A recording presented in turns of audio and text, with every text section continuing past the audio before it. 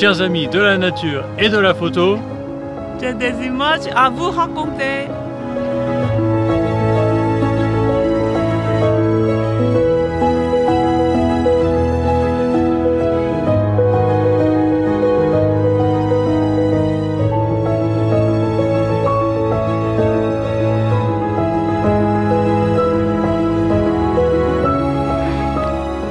Voilà la photo du mois d'avril sous les cerisiers, ça c'est fait. Et je veux changer mes chaussures, mais le cerisier sous lequel était l'appareil photo pour la photo du mois est éclairé magnifiquement maintenant.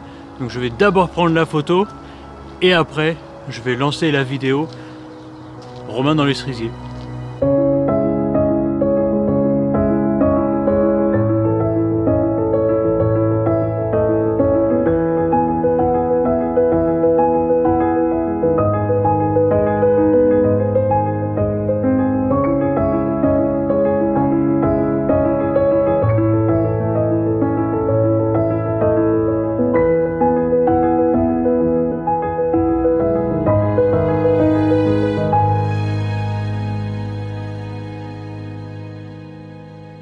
Bon bah finalement je vais rester en costume hein, parce que là je suis vraiment très bien, j'ai des belles petites fleurs en contre-jour devant les forsythias jaunes. Je vais pas... Bon, de quoi aurais-je besoin de plus? Les cerisiers c'est pas vraiment mon arbre préféré, c'est pas mes fleurs préférées, je préfère par exemple les forsythias, mais je comprends tout à fait pourquoi ces merveilleuses petites fleurs attirent tellement le regard. Elles sont si fragiles, un peu portées par le vent comme ça. Ah, je comprends tout à fait. Vous vous demandez peut-être pourquoi j'utilise mon gros 400 mm au lieu de mon 50 mm macro. Eh bien, la réponse, c'est la fainéantise. Non, en vérité, si j'utilisais mon objectif macro, je ne suis qu'à 50 mm, je ne peux donc pas vraiment isoler juste une ou deux fleurs comme je le fais avec le 400. Et il faudrait que je sois très proche pour le faire, ce qui impliquerait un focus stack, ce qui impliquerait un certain temps sur Photoshop, alors que avec mon 400 mm, je peux rester finalement assez loin des fleurs, zoomer très fort dessus et les avoir complètement nettes. Et je pense que le résultat est pas si mal que ça. Qu'est-ce que vous en pensez ?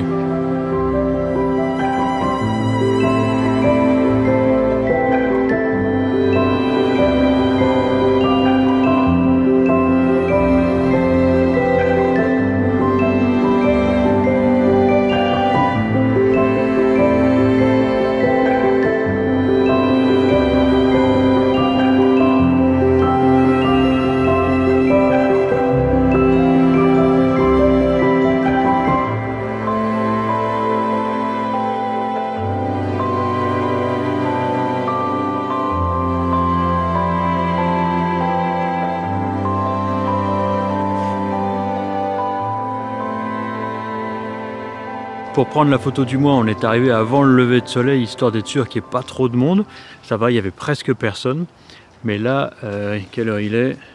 Là, il est 7h45 du matin. La foule commence à arriver. Il va falloir migrer vers d'autres endroits un peu plus calmes. Donc, en route.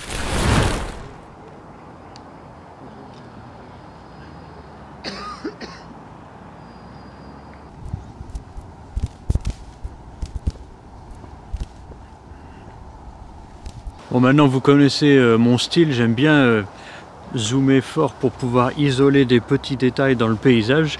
Et là, ces fleurs avec les vieilles branches, je sais pas, multicentenaires, ça devient des sujets absolument fabuleux. Donc c'est ce que je vais faire, même si ça fait mal au cou.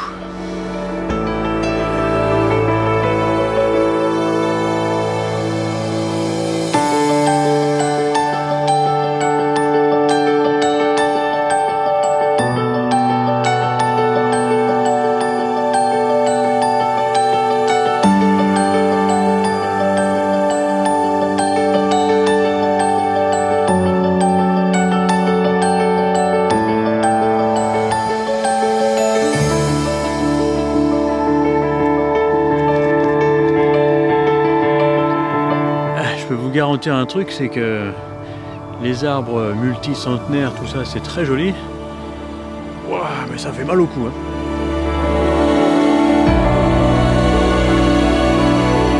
En vrai, ça me fait penser à l'inversion de luminosité qu'on a en hiver quand il neige, que tout est recouvert de blanc.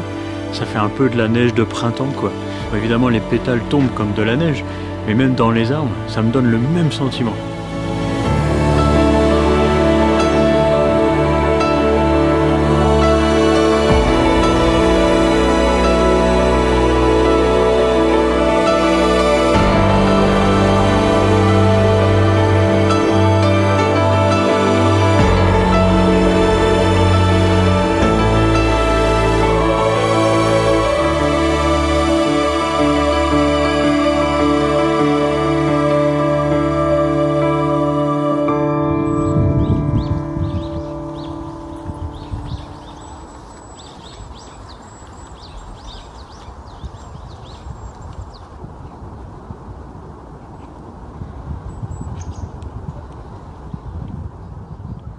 Après les cerisiers centenaires, je suis allé à ce petit étang que vous voyez derrière moi et que je vous ai montré il y a 4 semaines. Malheureusement, comme je vous le répéterai après, j'étais très fatigué et cet endroit ne m'a pas inspiré plus que cela. Voici donc la seule image que je retiens de mes essais macro sur ce cerisier au-dessus de l'eau.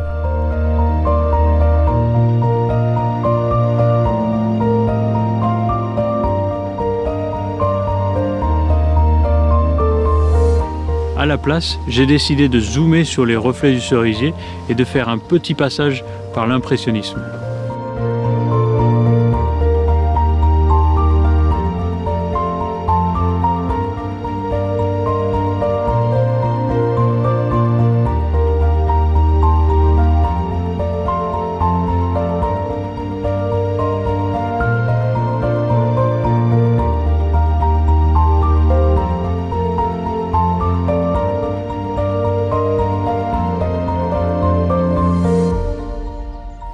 Je viens de passer une matinée fabuleuse. Parmi des cerisiers multicentenaires, c'était magique. Mais pour vous dire la vérité, je suis éclaté. Ça fait 5 jours de suite que je me lève à 4h30 du matin pour prendre des photos de fleurs. Il faut vraiment que j'aille me recoucher. Alors si vous pensez que tout cet effort mérite un like et un abonnement, je vous en remercie. Et je compte sur vous pour faire grossir cette chaîne pour que j'ai encore beaucoup d'images à vous raconter. Waouh! Ouh, le soleil tape! Si vous vous demandiez où était Emine, elle n'a pas survécu à se lever à 5h du matin.